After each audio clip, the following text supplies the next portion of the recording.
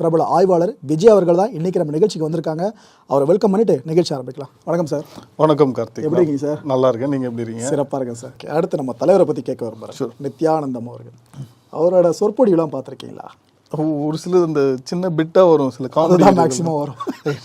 நான் என்ன கேட்குறேன்னா, அவரோட ஒரு சில ஈவெண்ட்டில் குண்டிலினி சக்தி எழுப்புறன்னு சொல்லிட்டு ஒரு விஷயத்தை பண்ணுவாப்புல. இந்த யோகாவில் எங்களுக்கு தெரிஞ்ச ரெண்டு முக்கியமான பிரதான விஷயங்கள் பார்த்தீங்கன்னா, ஒன்று கிரியா, இன்னொன்று குண்டிலினி சொல்லுவாங்க. இந்த குண்டிலினி அப்படின்றதே உயிர் சக்தி, பாம்பு வடிவில் இருக்கிற உயிர் சக்தின்னு சொல்லி கேள்விப்பட்டிருக்கேன். அதை பற்றி எனக்கு போதிய அறிவு இல்லை. அந்த குண்டிலினி யோகா அப்படின்ற விஷயம் உண்மையா? இதை அமெரிக்கன்ஸ்லாம் எப்படி பார்க்குறாங்க? ஒரு 20 வருஷத்துக்கு முன்னாடி என்ன நீங்கள் வந்து இந்த குண்டலினி எல்லாம் நம்புறியா, சாமி கோயில் இதெல்லாம் நம்புறியான்னு கேட்டிங்கன்னா, நான் சத்தியமாக இதெல்லாம் பார்த்தா சிரிப்பேன். ஏன்னா வந்து அப்போது ஒரு இளமையில் இருக்கிற காலத்தில் அது வந்து அதுக்கான டைமே கிடையாது. அதில் உட்காந்து அதை பற்றி அனுபவிக்கிற அந்த டைமே கிடையாது. சமீபத்தில் தான் எனக்கு ஐ ஹேட் அ டிவைன் எக்ஸ்பீரியன்ஸ். நான் இதை அடிக்கடி சொல்லுவேன். ஏன்னா இட் சேஞ்ச் மை லைஃப். அப்படியே என்னோடய வாழ்க்கை முறையை மாற்றி. நீங்கள் ப்ராக்டிஸ் பண்ணுறீங்க அதை? ஆமாம். ஓகே. என்னென்னா, நம்மளால் ஒரு டைமென்ஷனில் தானே பார்க்க முடியுது. நம்ம ஒரு டைமென்ஷனில் தான் கேட்க முடியுது, ஒரு டைமென்ஷனில் தான் இயங்கிட்டு இருக்கோம். 20 to 20,000 ஹெர்ட்ஸ்குள்ளே தான் உங்களால் கேட்க முடியும். ஸோ இப்போ 20,000 ஹெர்ட்ஸ்க்கு மேலே ஏதோ ஒரு சவுண்ட் இருக்குதுன்னா அது உங்களுக்கு தெரியாது. ஸோ 20,000 ஹெர்ட்ஸ்க்கு மேலே இருக்கிற இன்ஃபர்மேஷன்லாம் உங்களுக்கு வரல. கரெக்டாக? கரெக்டாக. ஸோ அதே மாதிரி உங்களோட பார்வை திறனும் அதே மாதிரி தான். ஒரு குறிப்பிட்ட இதுக்குள்ளே தான் உங்களால் பார்க்க முடியும். அதை தாண்டி அதுக்குள்ளே அந்த பெல்ட்டுக்கு மேலே என்ன இருக்குது அப்படின்றத உங்களால் பார்க்க முடியும். ஸோ உங்களால் பார்க்க முடிஞ்சதுன்னா what information will you get அப்படின்ற ஒரு கேள்வி வருது இல்லையா?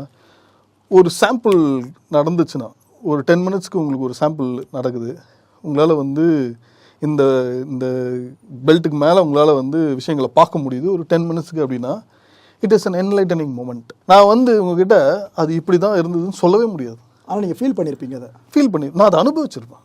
சொல்லி feeling, it's an experience. Okay. நாங்கள் அப்படியே வாழ்ந்தே இருக்கேன்னு வச்சுக்கோங்களேன். அந்த 10 நிமிஷம் வாழ்க்கை வந்து நான் உங்கள்கிட்ட வந்து சொன்னேன்னா, நீங்கள் முதல்ல சொல்கிறது வந்து எனக்கு வைத்தியம் பிடிச்சிச்சு அப்படின்னா, நான் அதை நான் சொல்ல மாட்டேன். நான் சொன்னேன்னா, ஓ இது சம்திங் ராங் திஸ் கை, அதில் பரவாயில்ல.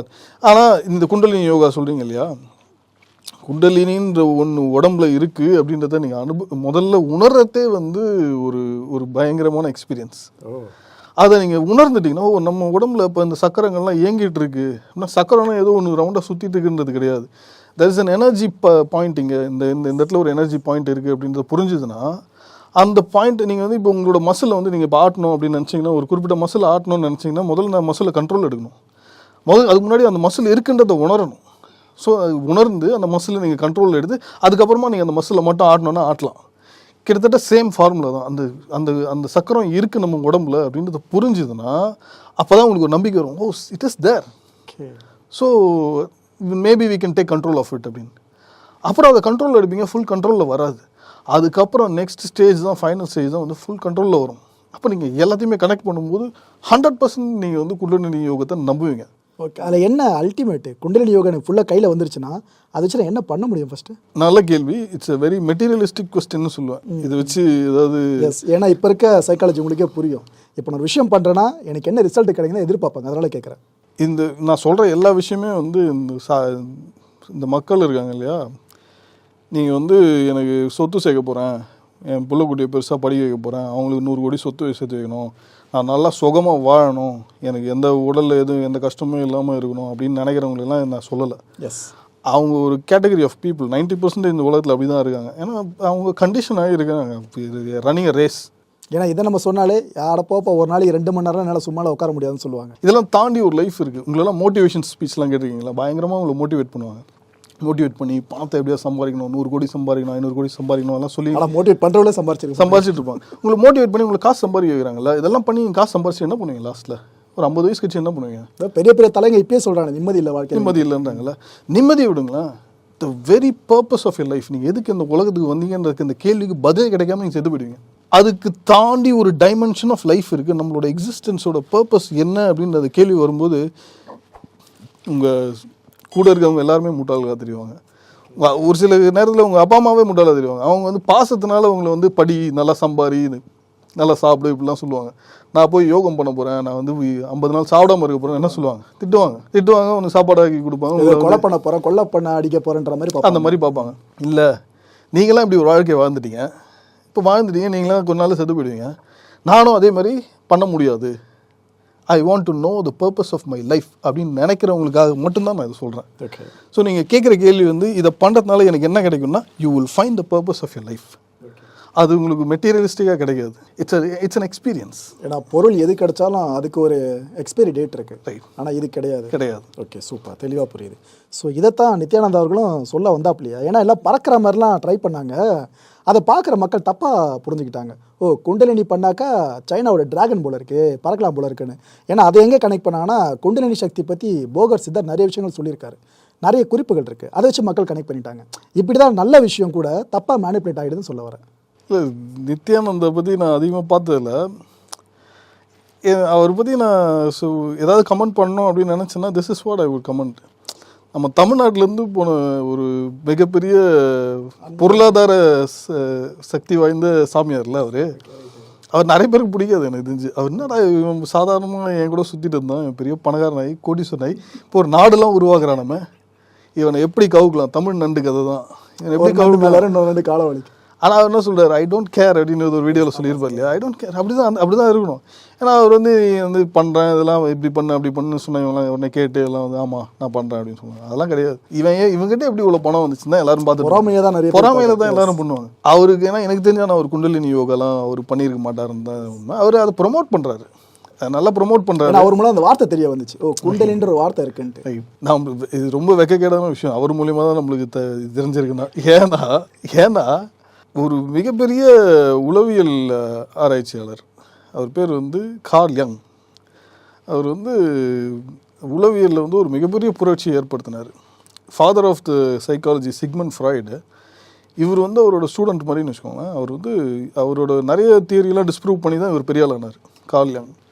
அவர் சொல்கிற விஷயங்கள்லாம் படிச்சிங்கன்னா என்ன மனுஷனோட மூளையை அப்படியே புரட்டி போட்டுருக்காரு அப்படின்ற மாதிரி தோணும். அவர் வந்து குண்டலினி யோகத்தை பற்றி பயங்கரமாக ஆராய்ச்சி பண்ணியிருக்காரு. அவர் குண்டலினி யோகா பற்றி அதை தான் சொல்லுவார். ஓகே. அவர் பண்ண ஆராய்ச்சிலாம் பண்ணி ஒரு புக்கை எழுதியிருக்காரு, அவர் ஸ்பீச் கொடுத்துருக்காரு, எல்லாமே இருக்கும் ஆன்லைனில், நிறைய ரிசோர்ஸஸ் இருக்குது. அவர் ஸ்ட்ராங்காக இந்த விஷயத்த நம்பியிருக்காருன்னா நம்மளாம் வந்து வெக்கப்படணும், நம்மளுக்கு இது தெரியலன்றது. அவ்வளோ பெரிய ஸ்காலர் நம்புறாரு. ரைட். இவங்க இந்த மாதிரி நான் ஒருத்தர் தான் உங்களுக்கு எக்ஸாம்பிளுக்கு சொல்கிறேன். அகாடமியிலேருந்து ஒரு டாக்டர் வந்து சொல்கிறாரு அப்படின்றது வந்து நான் ஒருத்தர் தான் சொல்கிறேன்.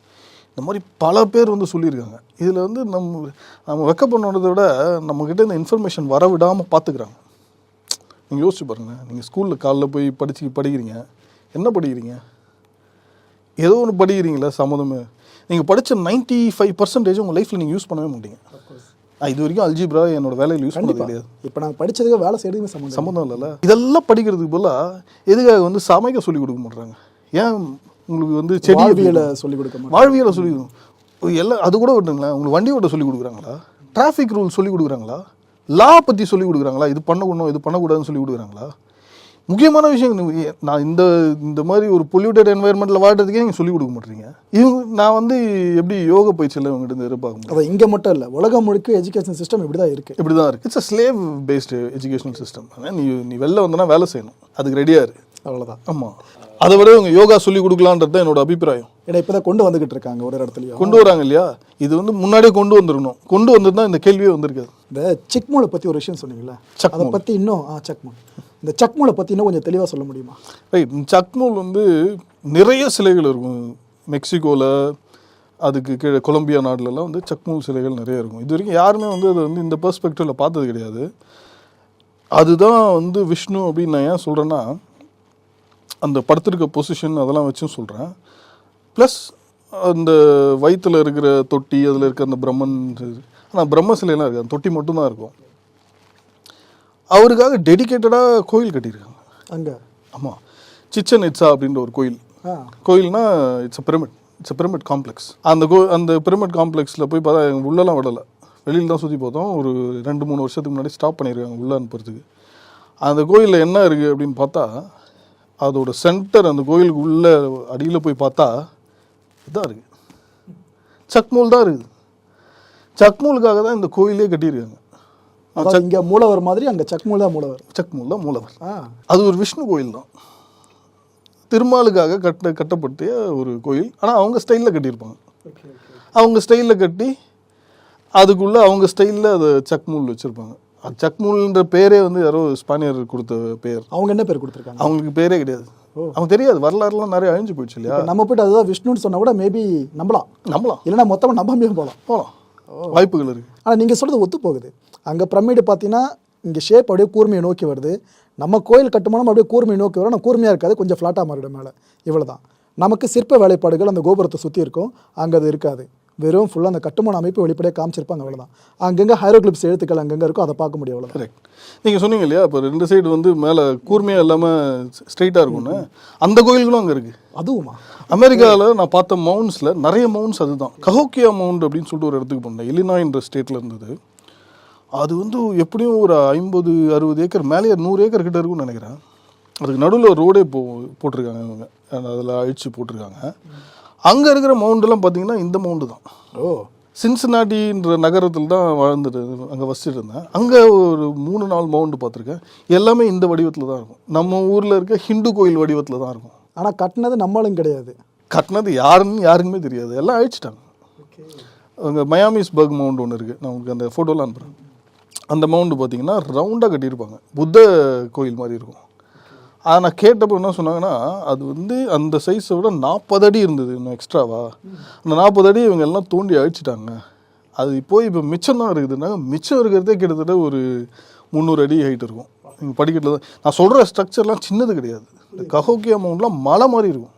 நீங்கள் கீழே இருந்து ஏறி போனீங்கன்னா ஒரு 100-150 படிக்கட்டு ஏறி இருந்தால் தான் மேலே போக முடியும். மேலே போய் நின்னீங்கன்னா உங்களுக்கு அப்படியே இந்து கோயிலில் நிற்கிற மாதிரி இருக்கும். கிட்டத்தட்ட பைசா கோபுரம் ஷேப்பில் அவ்வளோ பெருசு பிரம்மாண்டமாக இருக்கலாம், பிரம்மாண்டமாக இருக்கும். ஓகே. மேலே போய் நின்று பார்த்தீங்கன்னா எல்லாமே தெரியும் உங்களுக்கு. அப்படியே அந்த சதுர அமைப்பு தெரியும், அங்கங்கே பிரமிட்ஸ் இருக்கிறது தெரியும், எல்லாமே தெரியும். உங்களுக்கு கோயிலுக்குள்ளே போனால் ஒரு வைப் வருது நீங்களே, அந்த வைப் அங்கே இருக்கும். அதுதான் ஸ்டார்டிங்கு. எஸ், பேர் தான் வேறு, கோயில் பிரமிடுன்னு சொல்கிறோம், ஆனால் வைப் எல்லா இடத்துலையும் ஒன்று தான். அந்த வைப்னால தான் நான் வந்து இது ஆராய்ச்சியே பண்ண ஆரம்பிச்சேன். ஏன்னா எந்த மதத்தர் உள்ளே போனாலும் அவங்களுக்கு வைப் ஏற்படும். மசூதிக்குள்ளே போனால் ஒரு வைப் வரும், சர்ச்சுக்குள்ளே போனால் ஒரு வைப் வரும், கோயிலுக்குள்ளே போனாலும் ஒரு வைப்பு, பிரமிடுக்குள்ளே போனாலும் ஒரு வைப்பு. இந்த மதம் சாமி வேணால் வேறுபடுத்த முடியுது, வைப்போட உணர்வை வேறுபடுத்தவே முடியல. அதில் நம்ம எல்லாம் ஈக்குவலாக இருக்கும். சூப்பர்.